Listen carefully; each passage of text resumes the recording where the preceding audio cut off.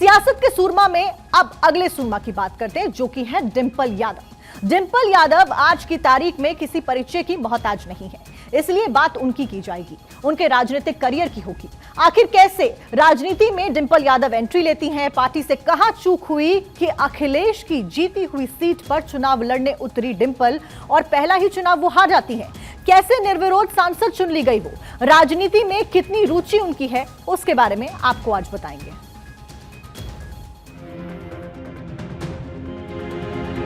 ईश्वर की शपथ लेती हूँ कि मैं विधि द्वारा स्थापित भारत के संविधान के प्रति सच्ची श्रद्धा और निष्ठा रखूंगी।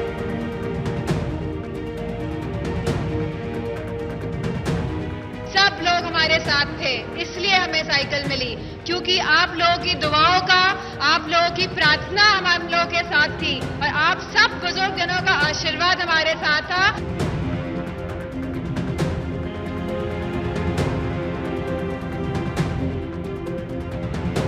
इस बार पूरे देश के लोग तैयार हैं भाजपा को हराने के लिए।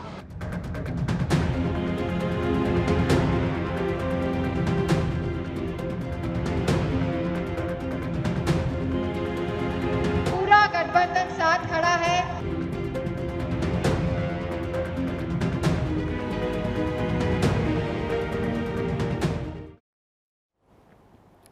यूपी के सबसे बड़े सियासी घराने की बहू डिंपल यादव अपने अलग अंदाज के लिए जानी जाती है। डिंपल ने सियासी मैदान में ना चाहते हुए भी कदम रखा और धीरे धीरे सबको अपना कायल कर लिया। डिंपल की सियासी शुरुआत हार से हुई, उनका सियासी सफर बहुत लंबा नहीं है, लेकिन इसमें ट्विस्ट एंड टर्न काफी है, आपको बताते हैं।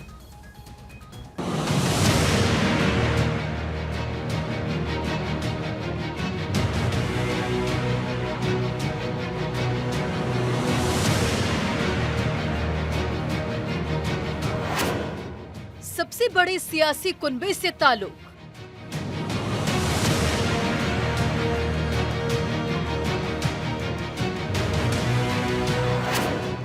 पूर्व सीएम की बहू,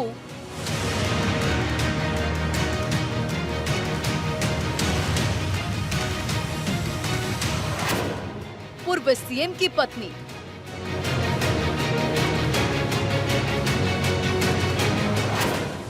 राम मनोहर लोहिया आदर्श,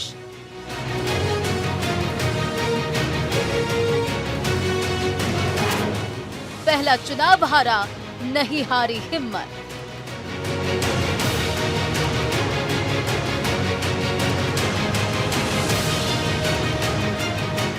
ये बात सियासी नहीं हकीकत है, लेकिन सियासी मैदान में अपना लोहा मनवा रही डिंपल यादव की है।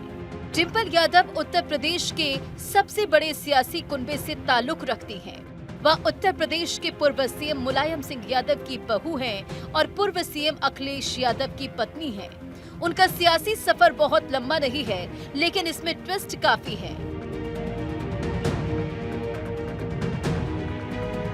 डिंपल राम मनोहर लोहिया को अपना आदर्श मानती हैं। जब उन्होंने अपना पहला चुनाव लड़ा था तो उन्हें हार का सामना करना पड़ा था, लेकिन इसके बावजूद वह हिम्मत नहीं हारी और संयम के साथ आगे बढ़ती रही।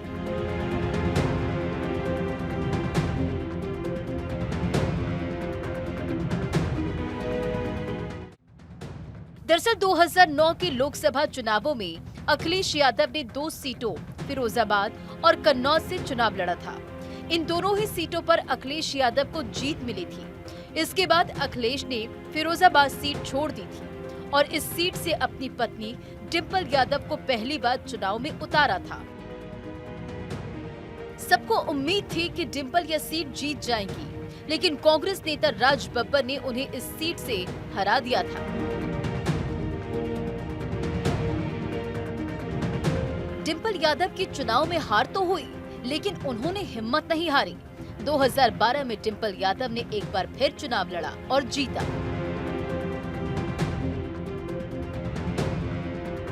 दरअसल अखिलेश यादव 38 वर्ष की उम्र में प्रदेश के सीएम बने। उनकी कन्नौज सीट खाली हो गई। इस बार यहां से डिंपल यादव को उतारा गया। कांग्रेस, बीजेपी और बीएसपी ने उनके सामने अपने प्रत्याशी नहीं उतारे।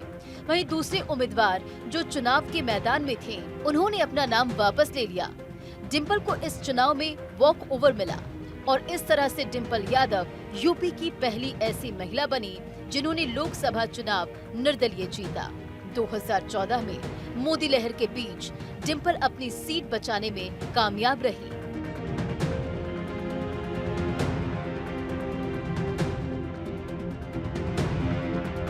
हालांकि 2019 में हुए आम चुनाव में डिंपल यादव को हार का सामना करना पड़ा, लेकिन 2022 में अपने ससुर के देहांत के बाद मैनपुरी सीट पर हुए उपचुनाव में बीजेपी प्रत्याशी को हराकर मिली जीत से लोकसभा सांसद हैं। Bureau report, Bharat 24।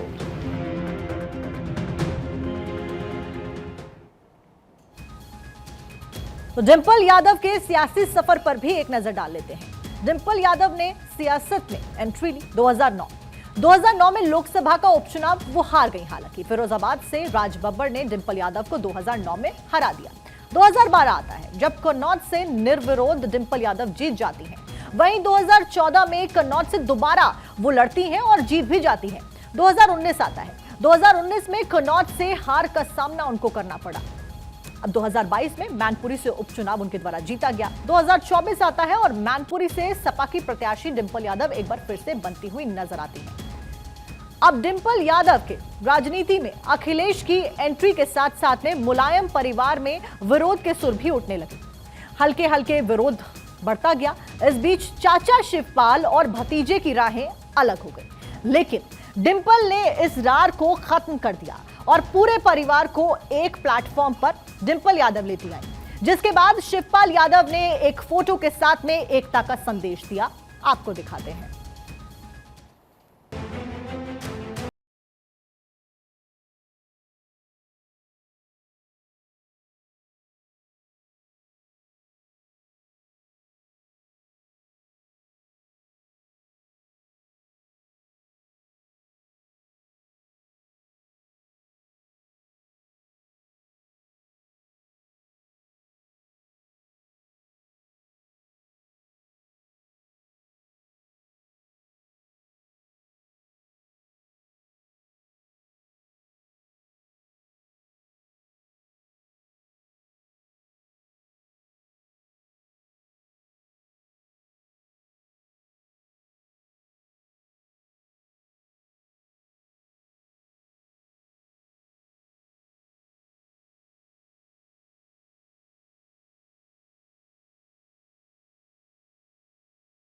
सींचा हो खुद नेताजी ने, उस बाग को अब हम सींचेंगे अपने खून पसीने से।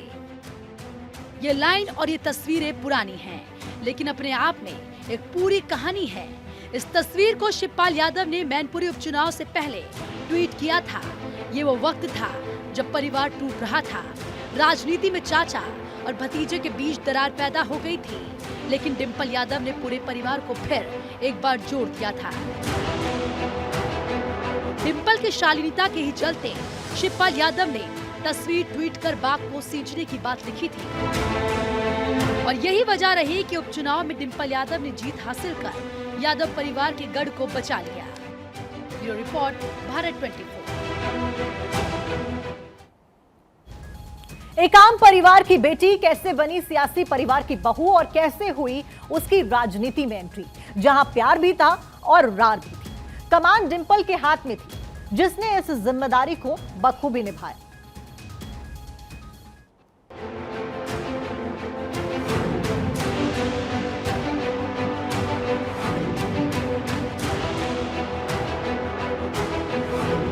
कर्नल की बेटी कैसे बनी राजनेता।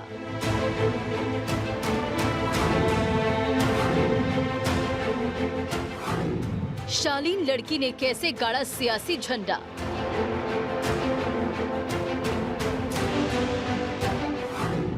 रार पर भारी पड़ा प्यार। डिंपल यादव का परिवार उत्तराखंड की काशीपुर का था। उनके पिता आर्मी में थे, इसलिए कभी पुणे में तो कभी भटिंडा में आर्मी स्कूल में पढ़ाई की। ऐसा इसलिए क्योंकि पिता कर्नल RS रावत का ट्रांसफर जहां भी होता, बेटी उनके साथ वही चली जाती। साल 1995 में उन्होंने लखनऊ के आर्मी स्कूल से इंटर पास किया।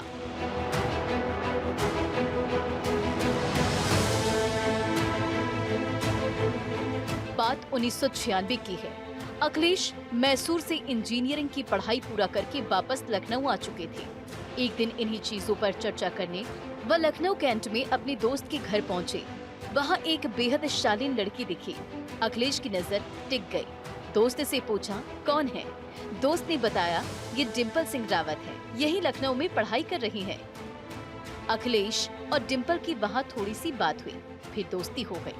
वक्त के साथ साथ ये दोस्ती प्यार में बदल गई। अखिलेश पर शादी का दबाव बढ़ने लगा। अखिलेश डिंपल के बारे में अपने पापा को बताने से डर रहे थे। वह किसी तीसरे व्यक्ति की तलाश में थे जो उनकी बात मुलायम सिंह यादव के सामने रख सके। अखिलेश ने दादी से डिंपल के बारे में बताया। दादी को लड़की पसंद आ गई। उन्होंने मुलायम को पूरी बात बताई। मुलायम सिंह यहाँ बेटे के फैसले के साथ थे। 24 नवंबर 1999 को अखिलेश और डिंपल की शादी करवा दी। मुलायम सिंह का पूरा परिवार राजनीति में है, लेकिन डिंपल सिंह रावत को राजनीति में कोई रुचि नहीं थी। इसकी बड़ी वजह उनके पिता आरसी सिंह रावत का आर्मी बैकग्राउंड से होना था। उत्तराखंड के काशीपुर में स्थित उनके परिवार में कोई भी राजनीतिक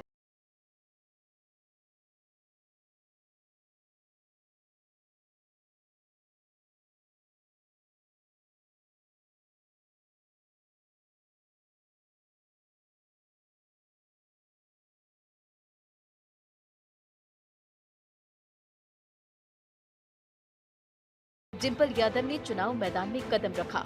2009 में पहली बार चुनाव लड़ा, लेकिन हार मिली। लेकिन हार नहीं मानी। हार सिर्फ सियासी मैदान में नहीं मानी, बल्कि आर्मी मैन की बेटी होने के नाते हर चुनौती का सामना डट कर किया और हर मैदान को फतह किया, फिर चाहे वो सियासी हो या परिवार का या फिर प्यार का। डिंपल के प्यार ने परिवार को एक कर दिया। शिवपाल ने कहा था, अखिलेश गड़बड़ करे तो बहू तुम गवाह रहना। तब डिंपल यादव ने हाँ में सिर हिलाया था। डिंपल का सफर जारी है। Bureau report, Bharat 24। अब आपको मैनपुरी सीट पर जातीय समीकरण के बारे में भी बता देते हैं ग्राफिक्स के जरिए। अगर कुल वोटर की संख्या के बारे में बात की जाए तो 17.5 लाख यानी कि 17,50,000 के करीबन यहां पर टोटल मतदाता हैं, टोटल वोटर्स हैं, जिसमें यादव की संख्या 4.25 लाख है, शाक्य की संख्या यहां पर 3.25 लाख है, वहीं क्षत्रिय 2.25 लाख वोटर्स हैं। ब्राह्मण समुदाय के वोटर्स यहां पर 1.1 लाख है, दलित समुदाय के 1.20 लाख और लोधी समुदाय के 1 लाख वोटर्स मैनपुरी सीट पर हैं। और इसी के साथ में वैश्य समुदाय के जो वोटर्स है वो 70,000, मुस्लिम समुदाय के 55,000 और अन्य जातियों के 3,30,000 वोटर्स कुल मिलाकर इस सीट के ऊपर है, यानी कि मैनपुरी सीट के ऊपर जातीय समीकरण के बारे में आपको बताया।